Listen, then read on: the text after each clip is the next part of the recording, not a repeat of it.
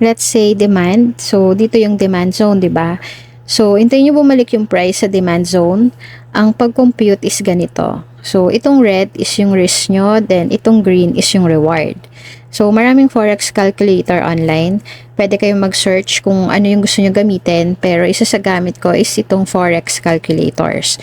Meron din yan sa App Store, free lang to, so merong mga ads din. So, ganito yung itsura niya. So, dito yung instrument, gold, euro, USD, BTC.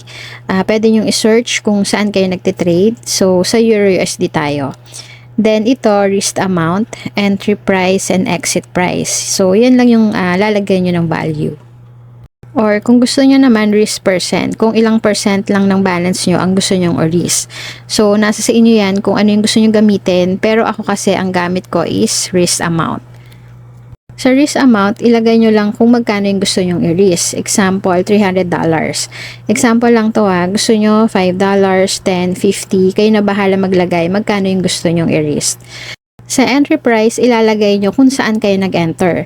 Balik tayo sa trading view. So, dito kayo nag-enter, diba? So, itapan nyo lang yung cursor nyo kung saan kayo nag-enter. Makikita nyo yun dito sa right side, yung price value. So, 1.13880. Then, sa exit price is yung stop loss nyo. So, 1.13843. Then, click calculate. So, ito yung ilalagay nyo sa MT5 nyo.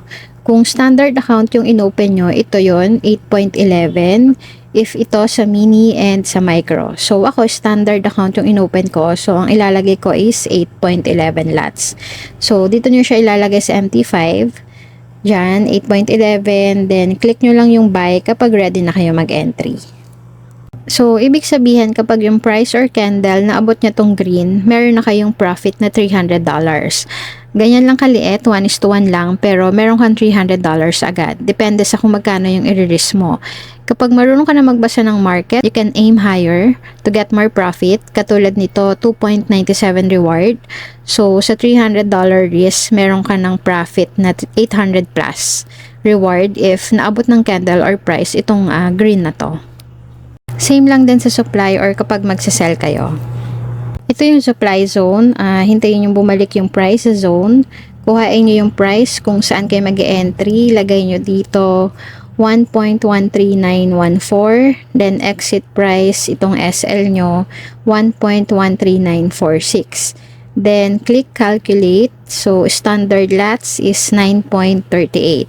So punta kayo sa MT5. Lagay nyo dito 9.38. Then click nyo na lang yung sell kapag ready na kayo mag-entry. So, ang risk natin is $300. Kapag naabot nyo tong green na to, meron na kayong quick $300 for 1:1 RR. Or, you can aim higher profit like ito, 1:7. So, yung 300 nyo, magiging $2,100 if na-reach nyo yung take profit nyo. If nag-risk kayo ng $1,000, then 1:7, meron kayong $7,000 profit. So, kaya yung iba, malalaki yung take profit nila kasi malalaki din yung nire-risk nila.